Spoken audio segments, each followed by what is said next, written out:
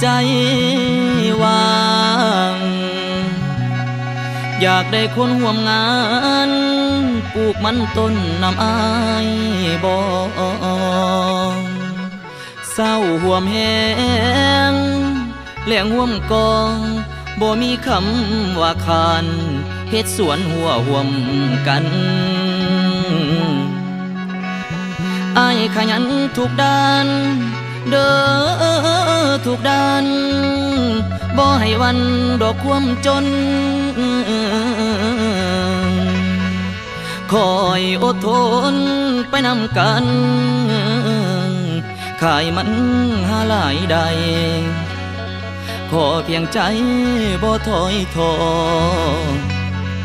ขอเพียงใจบ่ถอย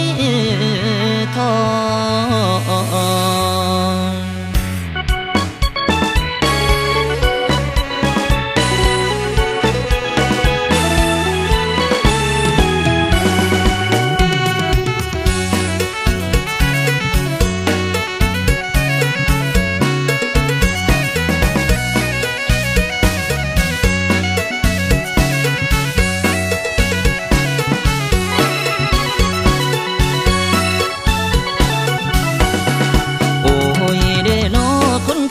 เบาหลายย้ายห่างออกให้งานปลูกสร้างให้สวนหัวสู่วันใจตั้งมั่นขยันเปลี่ยนปัวแปลงใส่เฮือแห้งหาเงินสู่สนบ่ทอ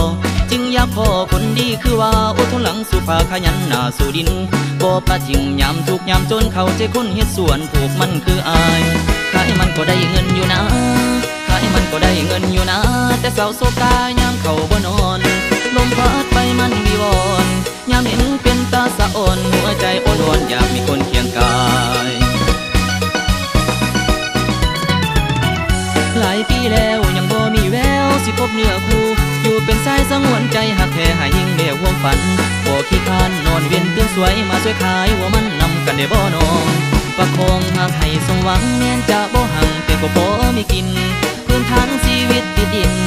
ตราบใดลมหายใจบ่สิ้นบ่ให้ไผดูหมิ่นความรักสองเฮา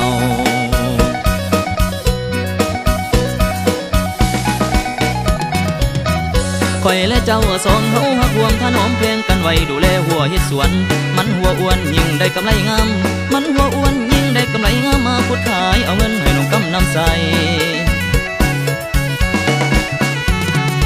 ว่าจังได้น้องอายปากคอนหักน้องตลอดไปงานหนักอายพร้อมจะทนส่วนน้องหน้ามนต์บ่เฮ็ดหยังก็ได้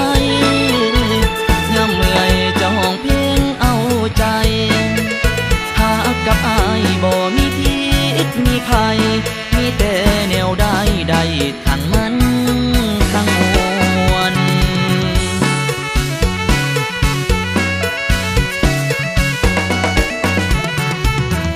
สมควรแล้วอยากมีนอแนวน้ำเขาจับน้อยอยากเป็นพ่อเด็กน้อยให้สมสันสื่อสายอยู่กับอายบ่ต้องมนมองใจหักกับอายบ่ต้องเหนื่อยมองใจตกลงบ่สามัยเบิ่งใจกันแต่วันนี้เบิ่งใจกันแต่วันนี้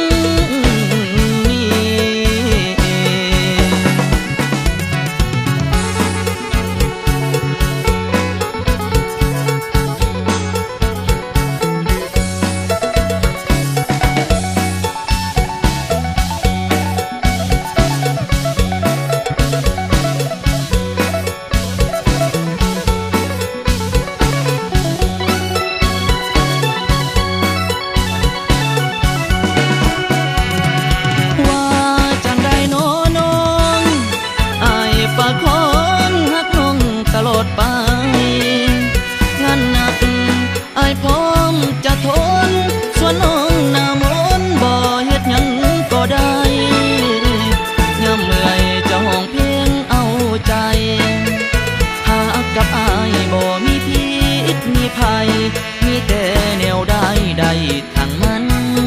ทั้งมวล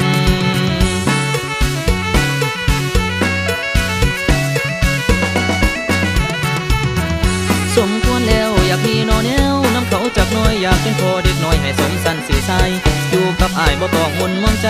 หักกับ อ้ายบ่ต้องเมื่อยมองใจตกลงบ่สะไว้เบิ่งใจกันแต่วันนี้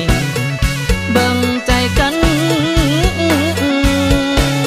แต่วัน